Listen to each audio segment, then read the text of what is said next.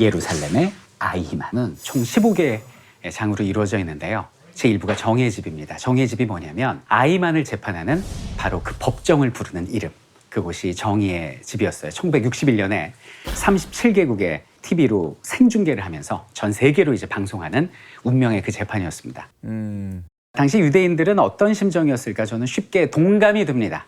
아마 그들은 이런 생각을 했을 거예요. 나치의 잔악성도 알리고 그리고 우리 유대인들은 끝까지 찾아서 전범을 처단한다는 의지도 보이는 그런 재판이었어요. 그런데 문제는 뭐냐면 이 재판이 쇼가 돼서는 안 되겠죠. 이 재판이라는 건 공정하게 이 사람의 얘기를 들어보고 거기에 대해서 죄가 있으면 처벌하고 죄가 없으면 처벌하지 않는 게 재판인데 이거는 결정이 난 재판이 되면 안 되잖아요. 그래서 거기 오시는 이제 판사 세 분도 최대한 공정하게 재판을 진행하려는 마음가짐을 가지고 시작을 했다고 합니다. 전현무 씨가 볼 때 아이히만이 어떻게 생겼을 것 같으세요? 마음속으로 떠오르는 이미지. 분명히 뭐 의도하는 또 질문에 의도가 있겠지만 아니 그냥 순수하게 가보시죠. 이번만. 저 정말 그냥 옆집 아저씨 같이 생겼을 것 같아요. 현무 씨는 지금 악의 평범성을 들었고 여러 가지 이야기를 들었으니까 이런 상상을 할 수 있었는데 그 당시에 그 이스라엘에 있는 유대인을 비롯해서 전 세계 모든 사람들은 그렇게 생각하지 않았어요. 굉장히 험악한 얼굴, 그 헐리우드 영화에 나오는 전형적인 악인 조커의 모습, 그리고 공판에 나오면 보통 죄인들이 그렇잖아요. 죽을 때 되면 막 무릎 꿇고 막 엉엉 울고 살려주세요, 막 비굴한 모습 보이고 다들 그렇게 생각했는데 완전한 반전이 일어납니다. 모든 것이. 뭐요? 그래서 이 재판이 유명해지는데요. 책에 이제 묘사가 돼 있는 아이만 같은 경우는요, 그냥 평범한 옆집 아저씨였어요. 근시가 조금 있고요. 맞습니다.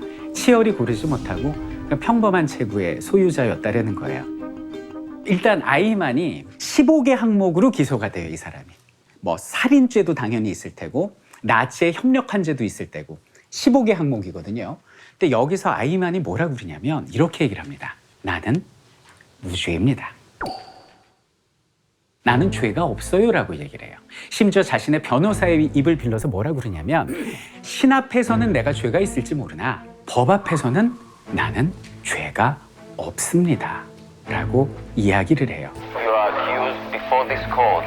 According to the indictment, which includes 15 counts, you admit the first count brought against you. Im Sinne der Anklage nicht schuldig. 그 논지가 뭐냐면 이거예요. 나는 나치 독일의 군인 공무원이었습니다. 행정직을 맡았고 거기는 유대인들을 수송하는 역할을 맡았어요. 상부에서 시키는 일을 했을 뿐입니다. 그것은 우리나라에서는 합법이었어요. 내가 만약에 그 일을 당신들이 바라는 것처럼 게을리 했다면 그건 불법이고 죄겠죠. 배임이에요. 그런데 내 나라에서 인정한 합법적인 범죄에 내가 따른 것이 무엇이 죄가 됩니까? 전쟁터에서 상대 적군과 전쟁 중에 내가 총으로 쏴서 죽였어. 그게 살인죄입니까? 나는 죄가 없습니다. 라는 논지를 피는 거예요.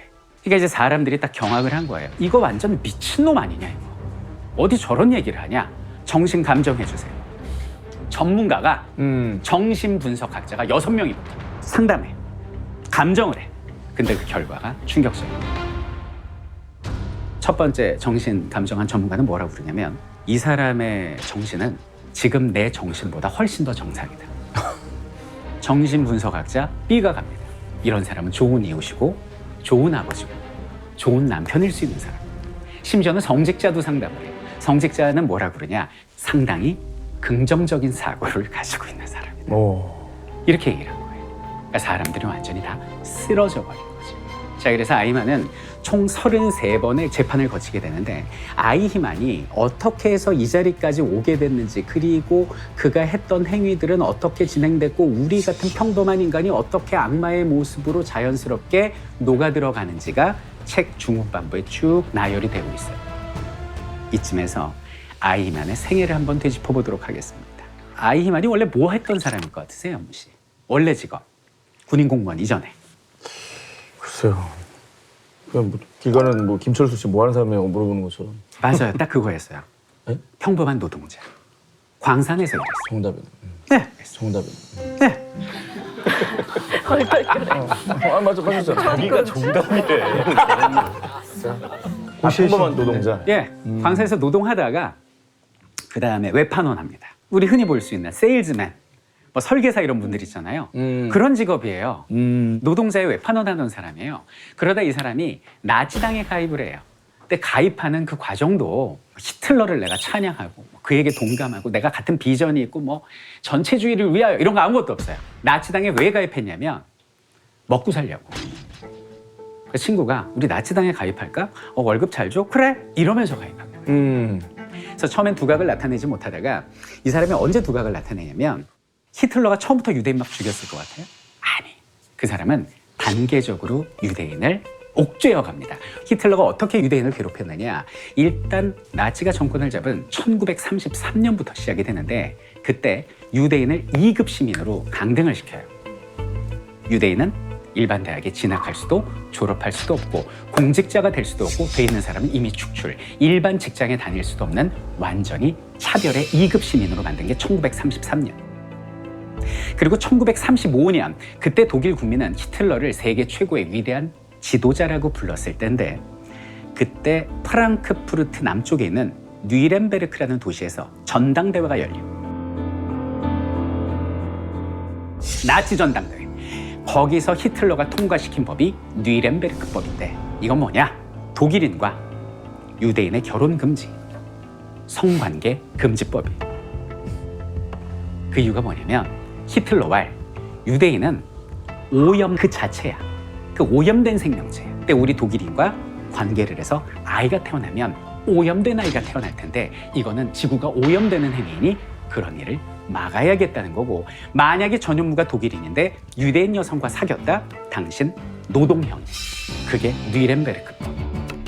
그리고 1938년이 되면서 전 지역 그 유럽에 있는 유대인 상점 7,500개의 유리창이 다 깨져버립니다.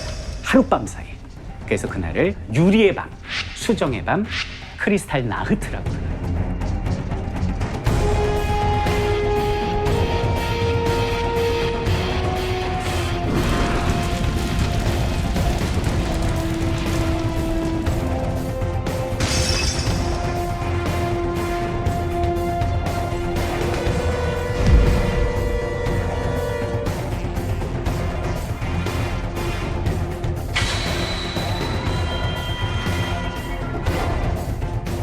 그때부터는 아예 조직적으로 유대인을 추방하거나 수용소로 보내는 단계가 1938년이거든요. 그 즈음에 여기는 아이히만이 맡은 역할이 바로 수송 담당 역할이었어요. 근데 여기서 아이히만이 굉장히 능력을 발휘한 게 뭐냐면 자, 현무 씨가 유대인이라고 가정해 봅시다. 이제 이 나라에서 추방을 당해야 돼요. 그럼 추방당할 거면 재산도 정리해야 될 거 아니에요. 그럼 막 뛰어다녀야 되잖아. 일단 은행 가겠죠, 은행. 은행도 가야 되고 또 네. 동사무소도 가야 되고 그죠. 국세청도 가야 되고 외교부도 가야 되고 구청도 가야 되고 시청도 가야 되잖아요. 이 6개를 한 곳에 모아버려요. 아이히만이. 그래서 아이히만이 뭘 만드냐면 아주 효과적으로 독일에 있는 유대인들을 국외로 추방하고 수용소로 보낼 수 있는 생산 라인 건물을 디자인을 합니다. 이 사람이. 그래갖고 이제 유대인이 들어가잖아요. 뭐 뛰어다닐 필요도 없어요. 입구로 들어가요. 서류를 줘. 작성해. 내면 도장 찍어주고 옆에 가서 서류를 받아요. 왔다 갔다 하면서 모든 정리가 다 돼. 그래서 제 재산을 독일에 헌납하겠습니다. 서명하고 쭉 올라가 2층 올라가잖아요. 그럼 마지막으로 거기서 도장을 찍어서 여권과 함께 주는데 둘 중에 하나입니다. 당신은 독일에서 추방, 내지는 당신은 수용소로. 요 생산 라인을 만들어요. 재산을 다 환수하고. 환수와 다 뺏고. 근데 더욱더 놀랍고 충격적인 건 뭐냐면 그 모든 일을 해낸 게 독일인들이 아니었다라는 거예요. 아이히만은 재판 과정 중에 판도라의 상자를 열어버립니다. 아이히만이 뭐라 그러냐? 몇 명 되지 않는 독일인들이 그 유럽에 있는 수많은 유대인들 600만 명을 어떻게 수용소로 보낼 수 있었겠냐? 그거 전부 다 유대인들이 도와준 거예요. 유대인 공동체, 완장찬 사람들, 별표 단 사람들이 자기 민족을 판 행위야. 심지어 어떤 유대인은 자기가 수용소로 가는 동안 단 한 명의 독일인을 만나지 못했다고 기술하고 있어요. 유대인이 유대인을 죽음의 가스실로 보냈다라는 거예요. 이러니까 이 책이 더 세상이 뒤집어질 일이 된 거지.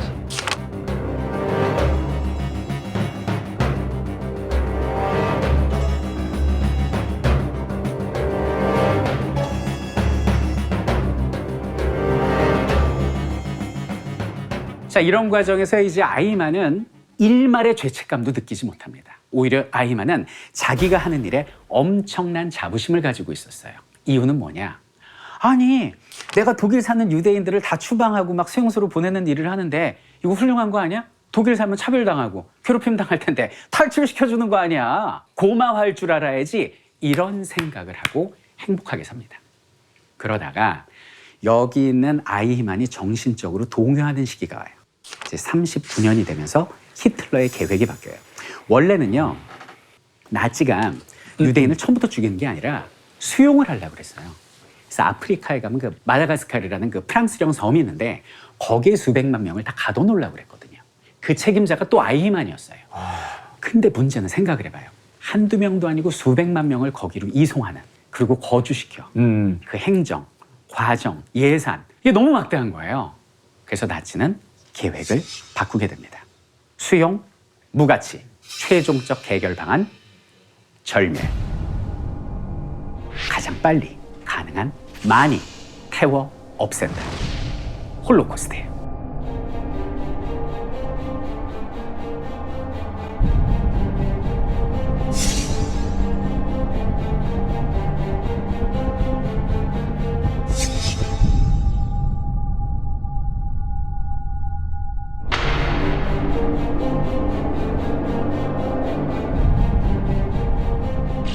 죽여버리자는 거지. 그걸 이 사람이 문서로 받은 거예요. 그때 처음으로 이 사람은 인간적으로 동요를 합니다.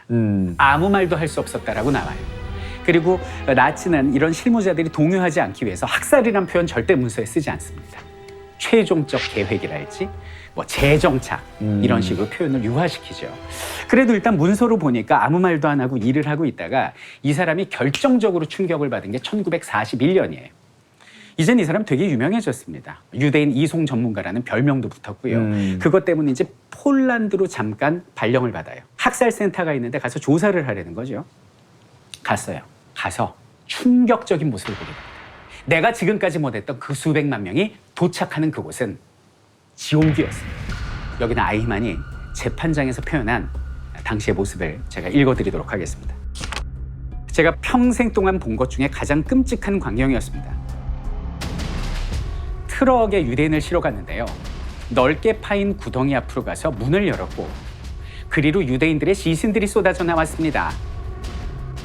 마치 그들이 살아있는 것처럼 사진은 아주 유연했습니다. 그들은 구덩이 속으로 던져졌고 한 민간인이 치과용 집게를 가지고 이빨을 뽑는 것은 볼 수 있었습니다. 총살로도 유대인을 학살을 하는데요. 끔찍한 광경을 봤습니다. 구덩이가 거기 있었는데 시체가 가득 차 있었습니다. 그런데 거기에는 마치 샘처럼 피가 땅에서 솟구쳐 나오고 있었습니다. 아이만이 이 장면을 보고 뭐라 그러냐면 나는 평상시에 상처가 야, 나 비었어. 상처를 보여주자. 이러면서 상처도 못 보는 사람이라고 얘기를 해요.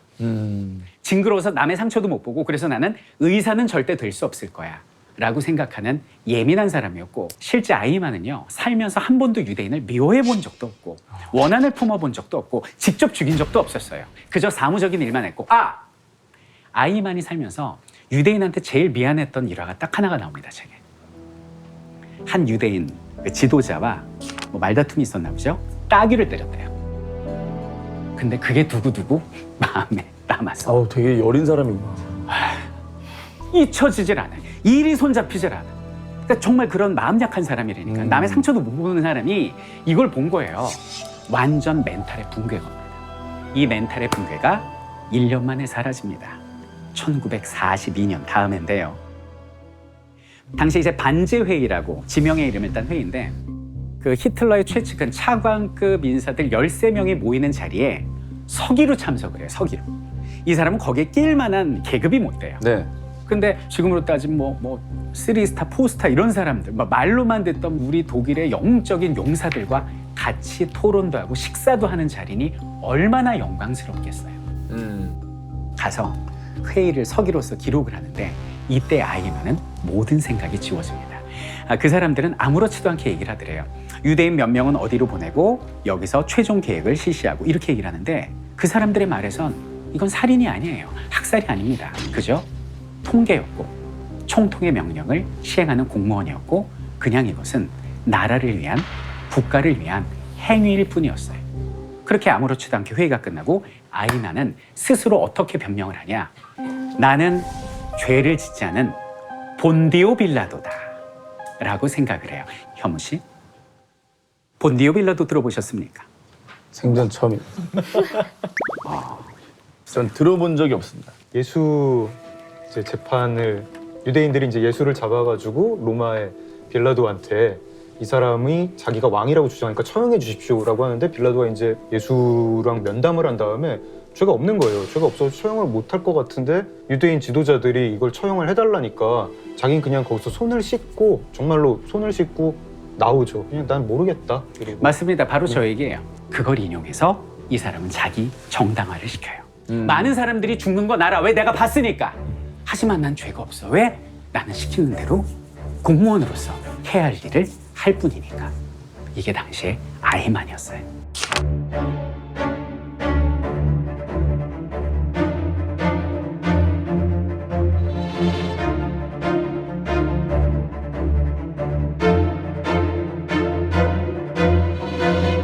이런 상황에서 44년쯤 되면서 국가가 기울게 됩니다. 패전의 패색이 짙어지죠. 그때 아이미만이 이렇게 얘기를 했대요. 만약에 우리가 전쟁에서 지면 나는 웃으면서 무덤에 뛰어 들어갈 거야 라고 이야기를 합니다. 그리고 세상이 보는 앞에서 나는 교수대에 묶일 거야 라고 얘기를 해요. 근데 실제로 패전했고 15년간 도망 다니다가 붙잡혀왔어요. 붙잡힐 때도요. 모사드가 가서 팍 납치한 다음에 귀에다 대고 속삭였대요. 너 이름이 뭐야? 그 보통 뭐라고 그러겠어요? 뭐 이럴 거 아니에요. 아돌프 아이히만이다. 이스라엘이 날 잡으러 왔음을 알고 있다. 이러면서 끌려와요.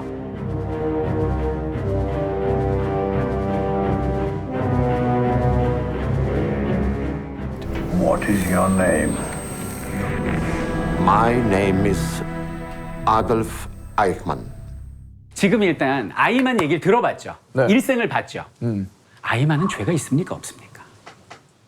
전 죄가 있다고 생각합니다. 이유는? 뭐 그 당시 이제 상황 논리로는 이해가 가지만 우리가 그런 식으로 따지면은 친일파들 다 이해하고 넘어가야 됩니까? 아니잖아요. 친일파들도 그때 법에 따라서 자기 살려고 한 거잖아요.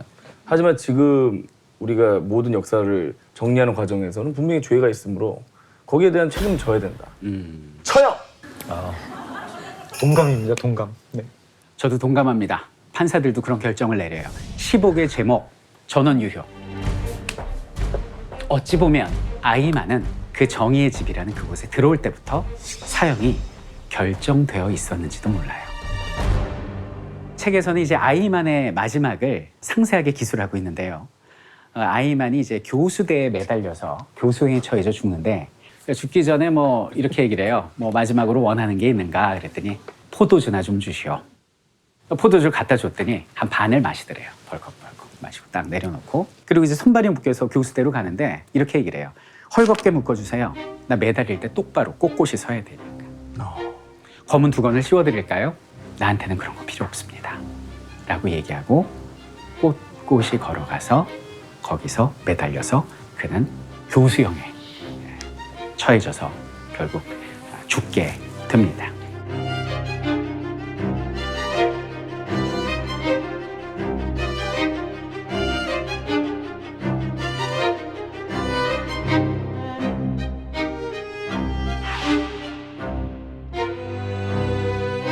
책의 마지막 부분을 제가 좀 읽어드릴게요. 한나 아렌트가 이렇게 이야기를 합니다.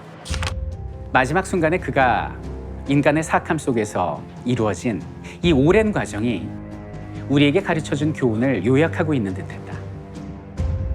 두려운 교훈, 즉 말과 사고를 허용하지 않는 악의 평범성을, 요 말이 책의 제일 마지막에 남아 있습니다. 저는 책을 읽으면서 정말 많은 생각을 했습니다. 왜냐하면 우리의 역사도 유대인의 역사와 비슷해서 많은 이들이 고통을 받았는데 그럼 그때의 전범들도 과연 이런 생각을 가지고 간 게 아닐까 굉장히 무서운 생각을 했고, 또 하나 든 생각은 뭐냐면 이 아이히만의 모습이 우리 자신일 수도 있다는 게 굉장히 공포스러웠어요. 한나 아렌트가 책에서 뭐라고 얘기를 하냐면 무사유라고 그래요. 무사유가 뭐냐면 생각 없이 사는 것. 내가 하는 일이 이 사회에 선한 역할을 미치는지 아니면 어떤 악영향을 미치는지 관심 없이 그냥 거대한 제품의 부품처럼 무사한 일로 시키는 대로 돌아가는 톱니바퀴 같은 우리네 인생. 이 인생이 우리 마음속에 있는 악을 다 끄집어내서 합친 것보다 생각 없는 무사유가 더욱더 위험하다라는 말을 마지막으로 여기 있는 예루살렘의 아이히만 강독을 마무리하겠습니다. 감사합니다.